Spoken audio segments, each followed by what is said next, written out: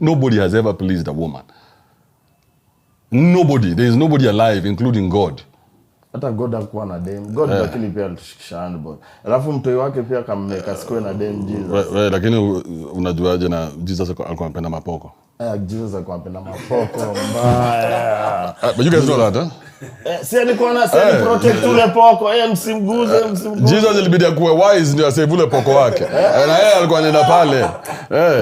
He who has not sinned, may he cast the first stone. Alafu sasa because alikuwa anajua wasi pia uende wapi kwa upoko. Naanza kuprove from calculation ya understand Jesus. First understand Jesus aliraise on a single mother. Story ya Joseph ilisha kitambo. So achana na mambo ya Joseph. Kibipi up, but Joseph was in the picture. No, the story. What do you know about Joseph apart from? He was a carpenter. What else? There's nothing. I kusema hata kitu. Joseph iliisha, yeye anakuonesha nini? Mary alikuwa na kichele, akeka kijana mwenyewe. Wala sikia story. Sikia ukweli, ndio ukweli ya Bible. Ameweza kama mnapiga story na tuko hapa. Mkono ufala. So Mary don't get carried away. Kichele, get Charlie hivi. Sio kama demo kona doke tu.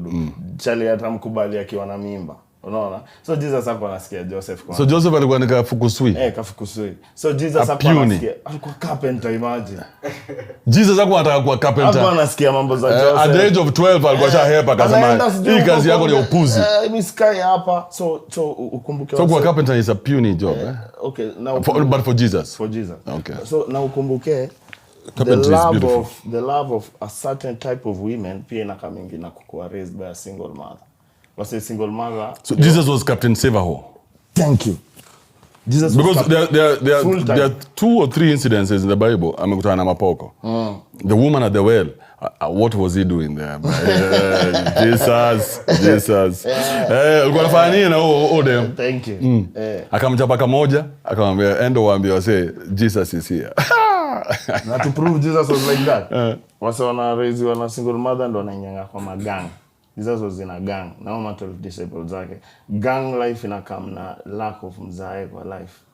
Nanige. That's why alikuwa na Jesus 12 disciples. Alikuwa na gang. Would you say what you have is a gang? Yeah.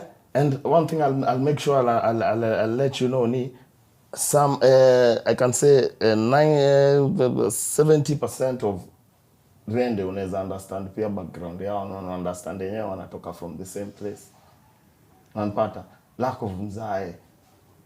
Manige. It is what it is. You know. Mzae akiwa weak lazima utafute place uta group comfortable na uta regroup maisha yako na upledge. So Jesus did that.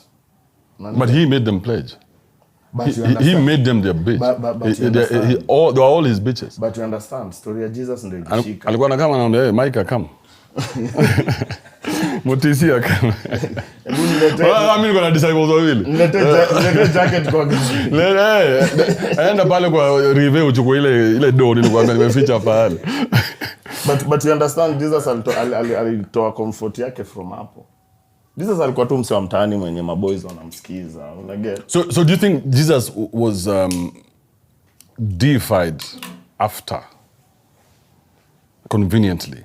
He was what? Like he was made into a god after because it was a nice story to sell.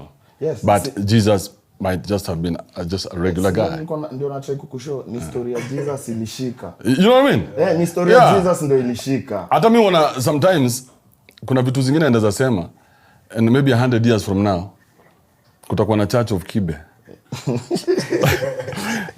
Kibestians. Na wameamini wasema ile kitu Kibe alisema ni hiyo tu, hakuna ingine. Ile kitu Scar alisema House of Scar. If you have scars, come here. Scars in life.